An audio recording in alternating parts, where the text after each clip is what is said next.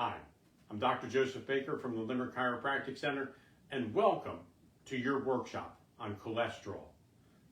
Isn't the problem? You know, so many of us have been raised to vilify that word cholesterol. We hear it and it just shudders us.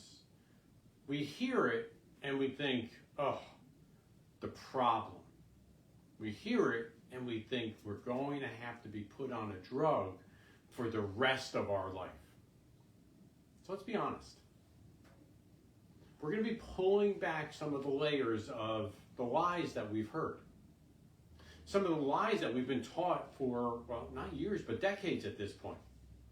Those myth-truths that we think that are inevitable because of, what we see on paperwork when we have our blood work done.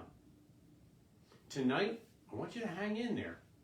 Because as we walk through this conversation, we're very quickly going to be walking through, not only what the bad stuff is, but then getting to the more meat and potatoes of this conversation. The hope. The hope that we have that we actually are in control. In fact, one of the things I want you to recognize is that by having this knowledge, it gives you power over your problem. The problem that might not actually be a problem for you. So as we have the opportunity of looking at the different types or how this cholesterol conversation actually always starts. It always starts talking about LDLs and HDLs and you know what? Some people just remember the old saying, keep your highs high and your lows low. Well, that HDL, the high density lipoprotein, well, that helps your arteries and removes excess arterial plaque, helping to prevent heart disease. Well, that sounds like a really good thing, doesn't it? We want to keep our high cholesterol high. It clears out the pipes.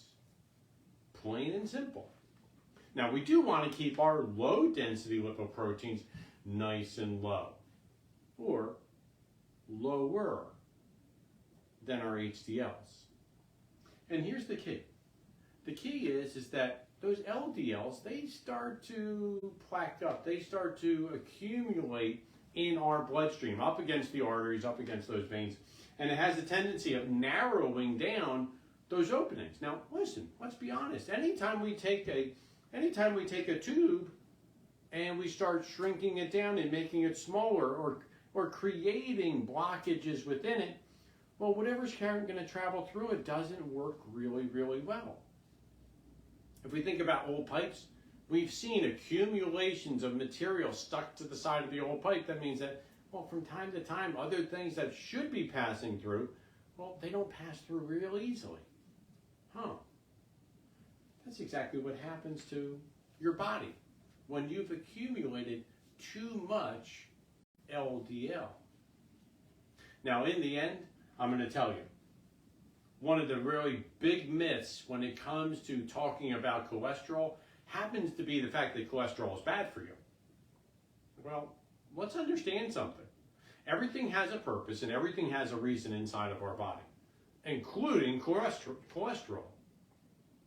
So often we've been taught and trained of, hey, listen, it has no purpose, so let's just get rid of it. For a long time, the adenoids, the tonsils, they were front and center. They were just easy picking for the pediatrician and say, take those things out. We have no idea what they're for. Let's just take them out. Well, now we know how critical they are as the first line of the defense in our body.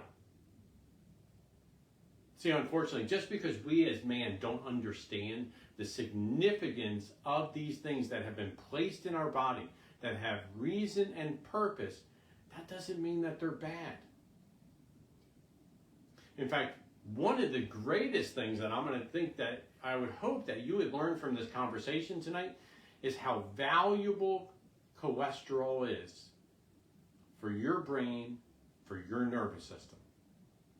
Now listen, when we talk about cholesterol, there's a particular thing that it's responsible for. It forms the synapses that conduct information across your nervous system. Now, let's think about this. Signals that our brain creates are supposed to travel all the way out to different tissues, different organs, and they're supposed to be moving at the speed of light. And in fact, they're supposed to be conveyed at 100%. Now, let's just imagine that along the journey, you know what? We have some roadblocks, we have some obstacles. Is it very likely that the signal is going to be able to get from point A to point B exactly the way it was created? Probably not. Those bumps in the road, they sort of jar things a little bit. But along with that, well, they cause things to have to take detours or to slow down in order to get around them. Oh, well, guess what? Inside your blood vessels, it's exactly the same way. These little pinching points, well, sadly, without having that proper conduction, doesn't allow for things to flow through the way it's supposed to. Now, I know that I just oversimplified it terribly, and we use some really, really unique tests in order to help us better understand it, whether it's somatosensory evoked potential testing, NCVs, nerve conduction velocity testing, EMGs, electromyographies. Listen, I don't care what tests you utilize. It demonstrates the fact that your brain creates it at 100%. It should be received at the other end as 100%. And barring there being subluxations there, guess what? The only other thing that would most likely slow that communication down is a breakdown in the synapse. It's pretty remarkable. It doesn't sound like it's as bad as I thought. And yet, what is the growing trend? It's been around for a little bit, and it continues to flourish. The fact that, we want to take our cholesterol and just smack it down. We want to eat everything that has no fat.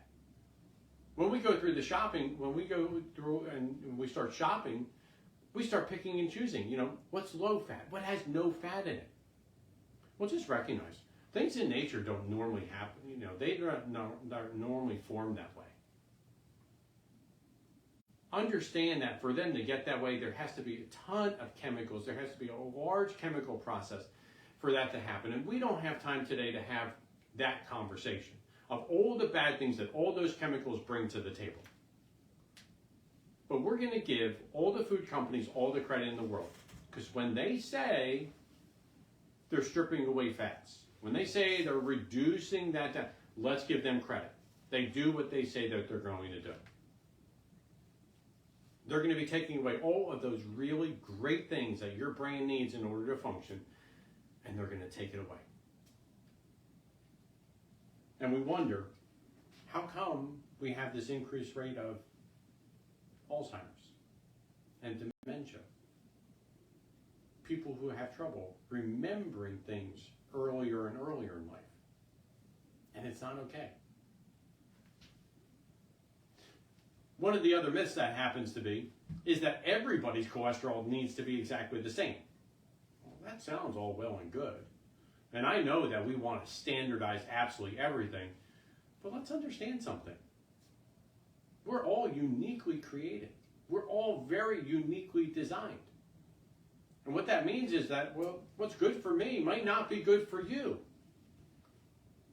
And yes, I recognize that, there are ranges on that blood work, but nobody said that my body physiology falls within those ranges. And yet, over time, what has happened is those ranges have funneled down and down and down to become more and more shallow. They become lower and lower. In fact, it's really for one purpose. And we'll talk about that in a second. But as we recognize that we're all unique and we're all different, it also means that that number for us is never going to be exactly the same. Just like if you're there at home watching this with your spouse, the fact that you and your spouse, well, you're not going to be the same weight. You're not going to have the same BMI. You're not going to have the same amount of body fat in that system of yours. We're all different. So number 3, Total cholesterol level is not an indicator of your risk of having a heart attack. See, the sad thing is that there's a lot of junk out there and a lot of junk science. We know it's out there. We know it's on Facebook. We know it's in a lot of different venues. The remarkable thing is that when, in fact, we look at the research and we look at the data, we come to recognize that it's not the true indicator of whether you're vulnerable for a heart attack. In fact, our total cholesterol is pretty much worthless unless we're looking at our cholesterol number being above 330. You know what? Very rarely have I had a patient walk into the door where their cholesterol level is that high. Their total cholesterol level is that high. Now, does it happen? The answer is yes. And listen, I'm going to give credit where credit is due. Some of you have done a really awesome job of eating every piece of junk that you could possibly find in front of you. You do the bad thing and you make the bad choices for long enough and you consume enough of the bad things over time, guess what? That number will continue to go up over time. You will drive it in a direction that you don't want it. So can it happen? The answer is absolutely yes.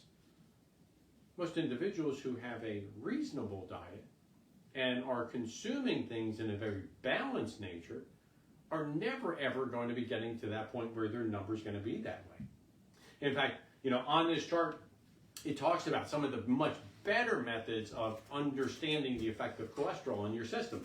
When we start to do the ratios between LDL and our cholesterol ratio. When we start looking at the triglycerides and the HDL ratio. These are things that are much better as a means of understanding the effect that the cholesterol has on our system. We have a system that has checks and balances in it. And guess what? That high density lipoprotein, well, that offsets the effect of the low. And in turn, we have to look at that. Now, the cholesterol number, what's happened over time is it has been driven down. And it's been driven down significantly since the onset of the medications actually hitting the market. The remarkable thing is that it's done for one person, one reason and one reason only, and that's to drive more and more people into the range where they're expected to be told, well, you need to be on this medication, your body requires this. Now, the sad thing is that oftentimes they're set up for failure. They're given absolutely horrible advice in order to solve their problem. I love it. Hear it all the time. Maybe you have heard the same lie too. Well, listen, George, your cholesterol's high. You need to stop eating as much red meat. George says, okay. He's listening to his general practitioner saying, he has my best interests in mind. That's wonderful. So George goes home and he does what every other person does. Tells his spouse, and his spouse puts chicken on the table. Or the other white meat. But normally it's going to be chicken. George is saying, hey, listen, you know what? I'm doing my part. I'm eating a lot of chicken. I'm not eating red meat. I'm stopping. So let me help you out. Your liver doesn't care. Doesn't care. See, that liver is that part of your body that takes in that takes and breaks that stuff down. All those different building blocks that come in when you're eating steak and when you're eating chicken, and breaks it down and forms the cholesterol in your system. In the end, your body sees no difference between those two things. In the end, what ends up happening is George's cholesterol does not change one iota. In fact, sometimes George's cholesterol goes up because he's eating more chicken than he would have red meat. Because he thought, it's okay. And here's what happens next. George goes right back to his general practitioner, has the same blood work done again, and the general practitioner looks at him and says, I'm sorry. It hasn't changed. Obviously, you need this drug. They're called statins. And let's be real, you know, statins are not one of those better choice classes of drugs at all. Statins have a ton of side effects to them. We see them commonly in the chiropractic office because of the muscle aches, the joint pains, the migratory pains that they produce, the spasms. The list just keeps going on and on. In fact, the list, when we start looking at it, has some other not so nice effects in our system, like sexual dysfunction, diabetes. Yes, there's another chronic disease process that you really want as you're getting older. The fact that your blood sugar level can't be controlled. Oh yeah, and then by the way, it also has the side effect of cognitive loss, memory loss, inability to learn new things or remember stuff. Now I have to ask you, does anybody really want to sign up for this? I would think not. I would hope not. Because here's the thing. It can be a choice. It can be your choice that you're able to control. In fact, one of the biggest things that most people forget is the fact that the inflammation within our system is one of the things that causes the cholesterol to become sticky and want to adhere to our blood vessels. Now, you and I can control inflammation. There's a lot of different ways. In fact, like anything else, you're able to get out, you're able to move your body, you want to make sure that you're exercising, you want to make sure that you're consuming plenty of water. Couple key ingredients down here, though, is you're capable of reducing or getting rid of gluten out of your diet, and dairy products, processed grains, and refined sugars. See, here's the thing. If you want the hit list of things that will allow you to change your cholesterol level, there's your hit list. Write them down. Sugars, grains, dairy, gluten. See, the science is already out there. The research has already been done. We know how inflammatory these things are in our system. And whether I'm talking about things like cholesterol or arthritis, guess what? It has the same bad effect. It produces the inflammation that causes more problems for us. Yeah, we can start, we can consume things like krill oil and omega-3 fatty acids. We should certainly be getting away from smoking because smoking doesn't do the body good in any way. We can certainly address emotional challenges. That would also affect our blood pressure, which then slows the actual migration of blood through our system. These are all things that are within your control. These are all things that, if you're being told that you have to address this issue, have no side effect whatsoever. See, the sad thing is that the lie that we've been told is it's outside of our control. That there's nothing that we can do. That other than getting frustrated by eating more chicken, which doesn't make any changes, there's nothing else that you can do. Well, guess what? You have the power. But here's the thing. It has to be your choice.